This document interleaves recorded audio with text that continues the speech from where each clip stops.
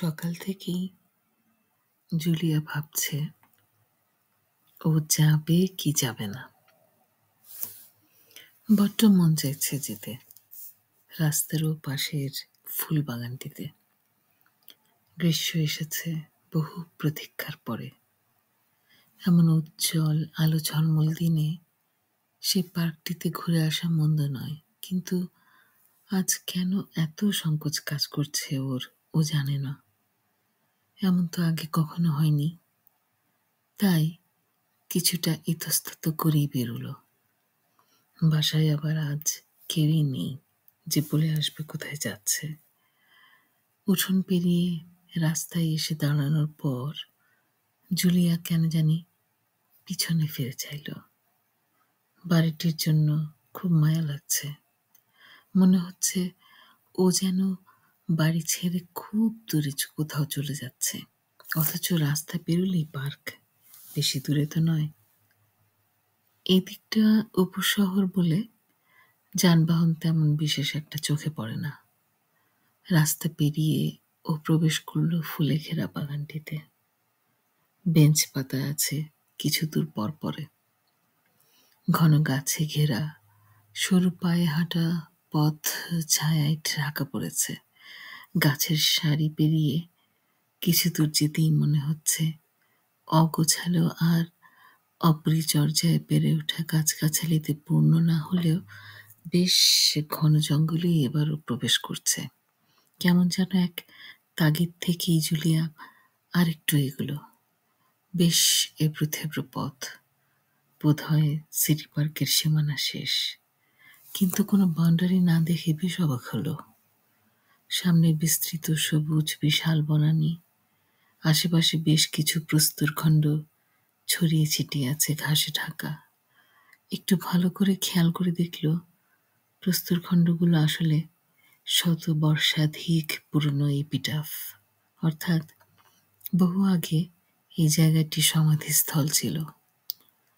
বেশ অবাক হলো, কারণ আগে কখনো ও এসব দেখেনি। আসলে আগে এত দূর আসাও হয়নি। আজ যে কেন এলো, যেন কারো একজনের আহ্বানে এত দূরে চলে আসা। এসব ভাবতে ভাবতে এগিয়ে যেতেই রিহানের কণ্ঠস্বর। চমকে পেছনে তাকালো। রিহান ওর সহপাঠী, ওর ছোটবেলার বন্ধু, সবচেয়ে প্রিয় বন্ধু। ওকে দেখে আরো বেশি অবাক হলো, কারণ আজ সকালেই ওর সাথে ইমেইলে কথা হয়েছে, কিন্তু তখন তো সে বলেনি যে সে এখানে আসবে। একেই বলে মনের টান। রিহান কাছে গিয়ে এসে বলল, ওদিকটায় যাবি ঘুরতে? আসলে জুলিয়ার এই জায়গাটা একেবারেই অচেনা। পার্কের বিশালতা এবার সে উপলব্ধি করতে পারছে। এতদিনের এই চেনা জায়গায়ও সে যেন মনে করছে অনেক কিছু দেখা বাকি রয়ে গেছে। আর তা বুঝতে পেরেই ও এক কথায় রাজি হয়ে গেল। রিহান বলল ও খুব ভালো চেনে এই জায়গাটা, তাই অনেক গল্প আর অনেক কথা আর অনেকটুকু হেঁটে চলা। রিহান যত না কথা বলে তার থেকে বেশি হাসে। কেন জানি জুলিয়ার কাছে এলে ওর এত প্রাণ খোলা হাসি ও হাসে জুলিয়া ভেবে পায় না। সূর্যের আলোর রংধনু তৈরি হয়েছে ওদিকটার জলাধারে। আসলে রংধনু কোথাও না কোথাও দেখা দিবেই যখন রিহান ওর কাছে আসবে। শুধু সূর্যালোকের আলোর কিঞ্চিত প্রবেশাধিকার থাকলেই তো হলো। কিন্তু এতক্ষণ ধরে এগিয়েও এ পথ যেন আর ফুরাতে চাইছে না। ভেবে অবাক হয়েই জুলিয়া আপন মনে প্রশ্ন করল, পার্কটা খুব বড় নাকি?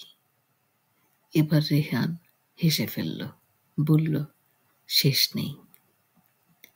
বিকেল গড়িয়ে সন্ধে। সারাদিনে ফোনে যোগাযোগ করে মেয়েকে না পেয়ে আর বাসায় এসে মেয়েকে না দেখে জুলিয়ার বাবা মা এদিকে বেশ চিন্তিত হলেন। বন্ধুবান্ধব বলতে কাছে আছে রিহান, কিন্তু ওরা তো পরিবার শুদ্ধ সেই সকালেই চলে গেছে পাশের শহরে ওর দাদিমাকে দেখতে। এমন কিছুই শুনেছিল সকালবেলায় জুলিয়ার কাছে নাস্তার টেবিলে। আসলে সপ্তাহ শেষের সময়টিতে সবাই কোথাও না কোথাও যাবার জন্য সময় নির্ধারিত করে রাখে। তারাও যাবেন কাল পাশের শহরের ফ্লাওয়ার ফেস্টিভ্যালে। আর জুলিয়া যদি এখন বাড়ি না ফেরে, তাহলে কখনই বা গোছগাছ করবে? আর কিভাবেই বা প্রস্তুতি নেবে?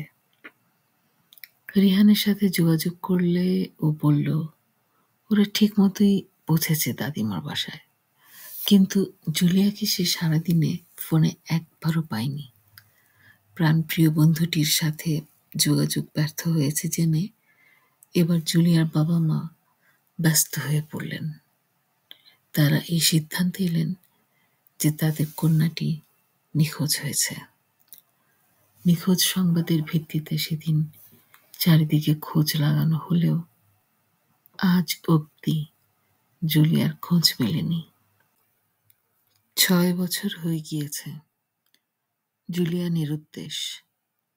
অথচ ও যে খুব কাছেই ফুলে শোভিত ঘন গাছগাছালিতে ঘেরা সীমানাবিহীন শতাধিক বছরের পুরনো সেই বিশাল পার্কে ঘুরে বেড়াচ্ছে, তা যেমন তার পরিবারের অজানা, তেমনি জুলিয়া নিজেও জানে না যে কে এই বন্ধুরূপী আগন্তুক, যার আহ্বানে তার এই পার্কে আসা, তার সাথেই পার্কে ঘুরে বেড়ানো, যা আর শেষ হবার নয়।